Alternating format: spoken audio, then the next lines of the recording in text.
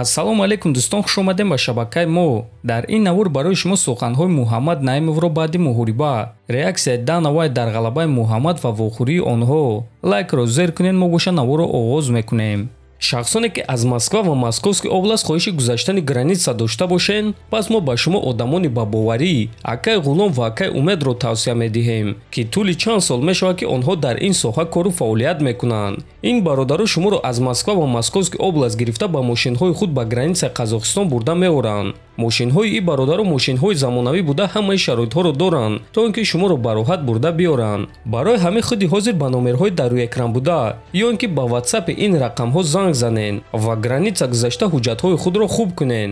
ва агар ки скидка гирифтан хоҳен, пас ҳатман аз номи канали мо Паҳлавон теҷа гап занен. роҳи сафед дӯстон.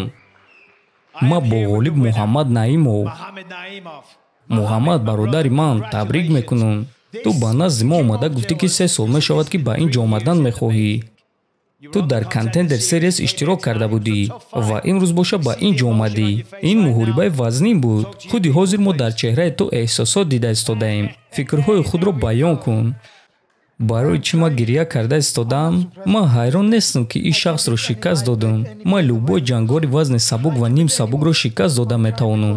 ман гирья дорам барои оне ки 3 соли охир барои ма дар ҳақиқат вазнин буданд. ма бисёр чизҳоро барои ин намуди варзиш қурбонӣ кардам ва имрӯз ин чизҳо натиҷаи худро доданд. дебюти маро бисёриҳо интизор буданд ва ягон кас боварӣ надошт ки ман ин ҷангори вазни сабукро шикаст дода метавонам. дар муҳорибаи навбатӣ маро зидди ҷангори ним вазнин монем ва ман барои ин чиз тайёрам. бачаҳои вазни ним сабук, барои шумо проблема пайдо шуд, проблемаи калон. ман ба ин ҷо омадам ва акнун шумо шоҳи нав дорен. Мундукча ва Макс Холлоуэйро фаромӯш кунен.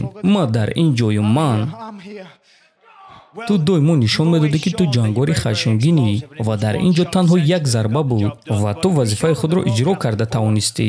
мо як маротиба ин чизро дар пахши мустақим нишон дода будем ва ана боз дар Тоҷикистон соат 4 саҳар аст ва одамон дар майдони футбол муҳорибаи туро интизоранд. ту ба онҳо чӣ гуфтанӣ дорӣ? Тоҷикистон ҳазорон бор раҳмат. аввалу охир алҳамдулиллоҳ мегӯм ки ҳамхали победаи хушрӯ кардам, дили шуморо шод кардам. ба ҳама одамое ки дар Россия ҳанӯз вақте қин доранд, аллои меҳрубон шуморо сабру тоқат ҳама дар раҳмат. ман то охирам мерам. ман гуфтам, такрор мекунам. аввали карьерада гуфтам ки UFC кӯҳай, манам кӯҳ мебурам. мумкин аст ки ин кӯлоҳ дар ман монад. хонумон ва ҷанобон, ғолибро табрик мекунем. Муҳаммад Наимов. вау, беҳтарин. туро табрик мекунам. ман қариб 3 сол аст ки дар ин ҷоям. ман туро дар ин ҷо медидам ва бо ту вохӯрдан мехостам ва имрӯз ба ман иҷозат доданд. ман хеле шодам. боз як маротибаи дигар ташаккур. ман шуморо дӯст медорам.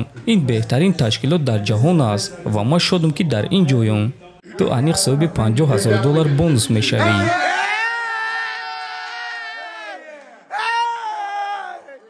табрик бачаҳо. дӯстон, мутаассифона аз сабабе ки овоз дар ин навор паст буд, бисёри суханҳои онҳоро нафаҳмидем. аммо як чизро аниқ гуфта мешавад ки Муҳаммад Дана Вайтро ҳайрон кард. дар наворҳои баъдӣ вомехӯрем. хонободу сарбаланд бошен.